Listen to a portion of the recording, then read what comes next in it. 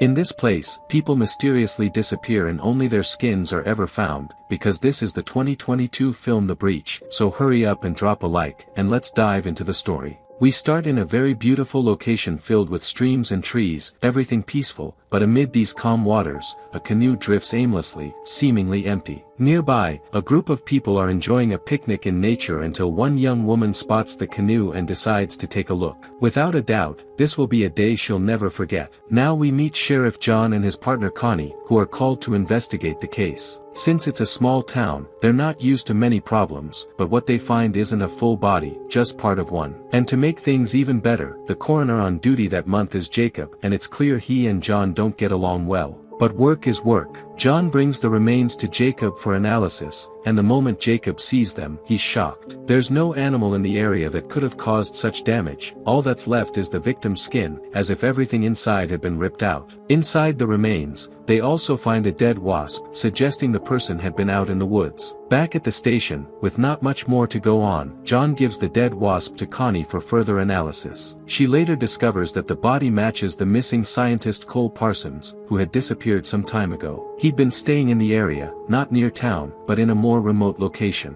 And to make things even worse for John, the person who took Cole there was his own girlfriend, who he had been avoiding for weeks. John goes to Meg's house. She's a hunter and was practicing her aim when he arrived. He tries to stay professional, asking where Cole had been staying and why he chose such a remote place. Honestly, this guy must have no survival instinct, because if Meg held a grudge, the gun might have, accidentally, fired 5 times already. Still, since they needed to talk things through, he told her he'd need a guide to explore the area. Before leaving, he stops by the station again, and Connie tells him that Cole's life had been a mess for a while. A few months ago, his daughter disappeared, his wife had a breakdown, and now he himself was missing. There was clearly a deeper mystery behind everything. And to top it all off, both Jacob and Meg would be joining the search, Jacob as the coroner who might find more clues, and Meg as their local guide. The 3 of them head to a remote area where they'll need a boat to reach the site. But due to the time, they'd only get there by nightfall. Meg asks if they want to camp, but in situations like this, wasting time might be a fatal choice. Following the stream, the sky begins to darken, and Connie calls with more updates. She discovered that Cole Parsons' wife had been institutionalized after the recent events, and the wasp that seemed dead had suddenly come back to life. Stranger still, there were now 2 wasps in the jar. Before she could say more, the call drops. The closer the group gets to the location, the more they hear unsettling sounds, like people moaning in pain. But Meg insists that some animals make noises like that. When they reach the shore, John goes ahead while Jacob starts hitting on Meg, saying he still misses what they had. At this point, it becomes clear why John had been uneasy about being around the 2 of them.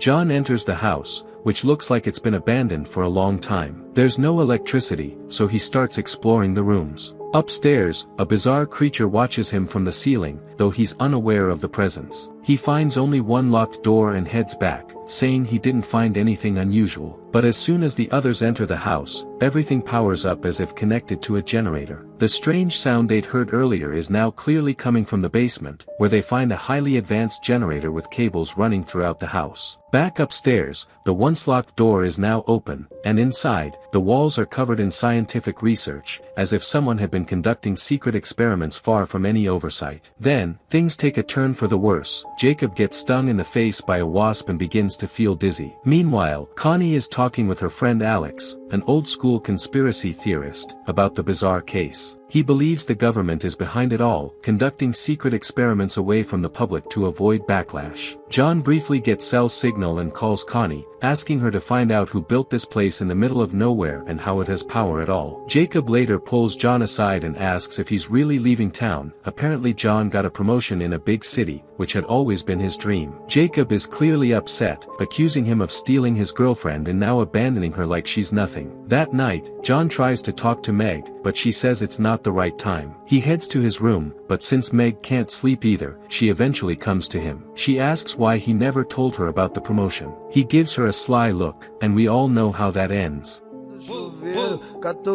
While John enjoys the company of the blonde beauty, Jacob is visited by something far darker, a terrifying apparition that drags him up to the attic. John and Meg are interrupted when the power suddenly goes out, and they hear someone entering the house. Coming down the stairs is Linda, Cole Parsons' wife, armed and furious. John tries to explain that they're just investigating the case, though clearly that had been the last thing on their minds. Linda says she arrived a few days ago after tracking her husband's last known location. John tells her Cole's body was found just the day before, and they're trying to understand what happened. With the lights out again, Meg goes to the basement to restart the generator. She doesn't notice a strange presence creeping up behind her, but she does find a child's doll on the floor. When the house lights turn back on, a strange noise comes from the attic. They rush upstairs and find Jacob inside a mysterious machine. They pull him out, and strangely, he remembers nothing. He says he just went to sleep. Now everyone's asking, how did that machine get there? Linda says she's never seen anything like it in person, but reveals that before being fired, her husband had been working on secret experiments, ones that even she didn't fully understand. Inside the living room, there was a locked laptop, and Linda didn't know the password. As they tried to figure it out, they looked out the window, and saw Cole emerging from the woods. The mystery deepened even more, because he was supposed to be dead. No one understood what was going on, but John, being a seasoned sheriff, sensed that Cole was hiding something serious about that place. Meanwhile, Jacob was in the bathroom, feeling his body change. His skin was peeling off, something that usually happens when someone is exposed to extreme levels of radiation. Meg asked if he was okay, but he quickly hid his face. Connie was once again on the phone with her friend, who had dug up more information about Cole. He found out that Cole had worked for the world government at a particle collider, meaning he knew far more than most people. But after starting a side project, he was fired. At the same time, John was trying to call her, but had no signal, and he started feeling strange sensations in his head, like the place itself was cursed. Suddenly, Linda came running in, panicked. Jacob was getting worse. When they rushed in, it was clear something was deeply wrong. It wasn't the wasp sting, his body was mutating in disturbing ways, just like someone exposed to massive radiation. That's when Linda started to suspect that her daughter didn't just disappear, maybe Cole had been experimenting on her too. John stormed out to confront him, but Cole coldly brushed him off, acting like they were nobodies. As things spiraled even further out of control, John arrested Cole. They needed to get out of there as soon as possible, and only higher authorities could handle this now. He and Meg headed to the boat, but it was gone. They then came across an abandoned shed deep in the woods. Inside, they found countless human skins on the ground, proof that this wasn't just one experiment. Many people had been victims. Back at the house, Linda finally guessed the password to Cole's laptop,